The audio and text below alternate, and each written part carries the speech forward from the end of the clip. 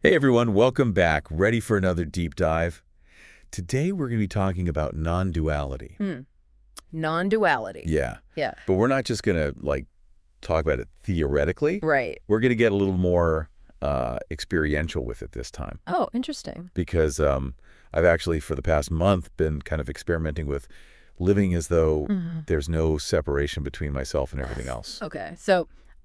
So you've been the guinea pig Yeah, for I've been the guinea pig. this deep dive. Yeah, exactly. Very cool. Inspired by this really fascinating AI conversation we're going to be looking at. Okay. Between a user and a chatbot, where the user is really kind of digging into what does it actually mean to live without the ego, to experience reality without this constant filter of me versus everything else. Right. And so and the AI is kind of pushing back too. It is. And that's what's so cool about this conversation is that it doesn't just define non-duality. Right. It actually grapples with the, how do you actually live this? Yeah. What are the challenges? What are the paradoxes? What are, the unexpected shifts in perception that happen when you start to try to live this way? Absolutely. I mean, it's one thing to read about it in a book or hear someone talk about it, but to actually try to live it is a whole different ballgame. It's a whole different thing. So I'm excited to hear about your experience. Yeah, me too. What it was like. I mean, and one of the things that they talk about in this conversation is this concept of psychological death. Oh, wow. Okay. Which sounds a bit dramatic. Yeah. That is a pretty intense term. But what does that actually mean in this context? Yeah, so essentially it's referring to the dismantling of the ego, the sense of self that we typically identify with. Right. While we're still very much alive physically. Okay. Right. So it's like a death of the ego, but not a physical death. Exactly, yeah. And what I think is really fascinating is that the AI doesn't just take this at face value. Oh, really? It actually challenges the user, pushes back on certain points, asks for clarification, even offers alternative interpretations of what. That's interesting. So it's like a real dialogue, a back and forth. It is, yeah. Where they're really exploring these ideas together. Yeah, there's one exchange where the AI points out that even the concept of psychological death is still a construct of the mind, Yeah. It's still rooted in duality. Right, because it's still implying a separation between the self and the ego. Exactly, and that really got me thinking, if the ego is an illusion, then even the idea of transcending it could be another layer of that illusion. Whoa, that's pretty mind-bending. Right, it's a real paradox. Yeah, it is. And I think that that's the kind of thing that this conversation really provokes, It's not about giving us these easy answers, but really inviting us to question our assumptions. Exactly. And to kind of explore the depths of our own experience. Absolutely, and I think that's what makes this deep dive so fascinating. Yeah, and that's what I was trying to do when I was kind of doing this experiment in non-duality. I took the core concepts from this conversation. Right. The emphasis on presence, the idea of meeting everything and everyone without judgment. Yeah. And I decided to actually put it to the test in my own life. Okay.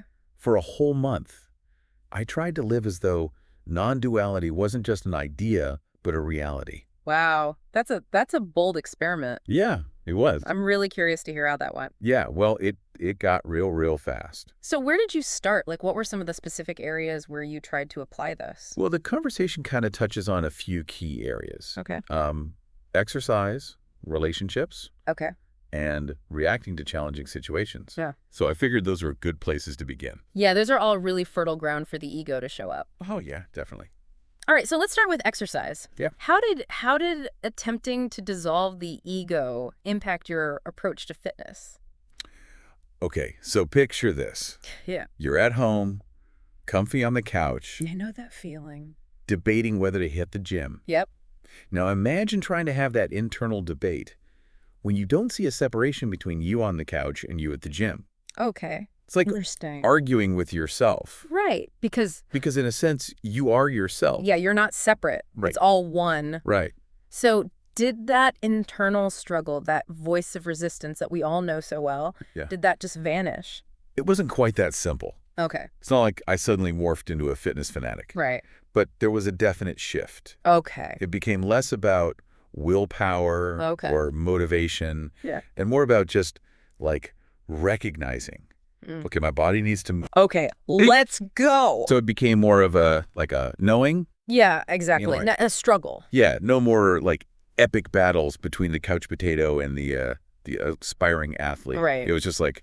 So it sounds like that internal dialogue that we often get so caught up in. Yeah. It just kind of dissolved. It became irrelevant. In the face of non-duality. Yeah, if there's no separation between me and my body. Yeah. Why waste energy arguing? Right. Like trying to convince your arm to move. Right, exactly. It makes no sense. Yeah, it just is what it is. And that applied to other areas too, like eating. Oh. Okay, so how did that play out with food? Well, I still have a weakness for chocolate chip cookies. Of course. Real. We all do. But the way I related to those cravings changed pretty dramatically. How so? Instead of this like inner battle between good and evil, right, indulgence and deprivation, it became more about observation. Oh, interesting. What do you mean by observation? Well, I'd noticed the craving arise. Right. But instead of immediately reacting, either giving in or beating myself up for having it, I just kind of like sit with it for a moment. Okay. And ask myself, what's going on here? Right. Is this a genuine physical need? Okay. Or is it like an emotional trigger? Interesting. So you were creating space for awareness. Yeah. Rather than just reacting automatically. Exactly. And did that awareness allow you to make a more conscious choice about whether to indulge or not? Yeah. I mean, sometimes just that act of like conscious observation was enough for the craving to dissipate. Really? Yeah. It was like. It's fascinating. Yeah. It was like I was finally in the driver's seat. Okay. Instead of being a passenger on the runaway train of, of your desires. My desires. Yeah. Yeah. Okay. So that's really interesting with those kind of like more personal things. But where I think this gets really interesting is in relationships. Oh, yeah. Especially with a partner. Yeah. Because that's where our deepest patterns of ego and separation often play out. Totally. So what happened when you tried to approach your partner without that ego's filter, without those pre-existing stories and expectations? Well, that's where things got really interesting. Okay, I'm ready. And intense. All right, tell me more. Okay. We'll have to save that for next time, though. All right, we'll have to wait for it. Okay, join us next time. Yeah, join us next time. For part 2. For part 2. Where we dive deeper into the world of non-duality. And relationship. And how it impacts our interactions with others. Exactly. See you then. See you then.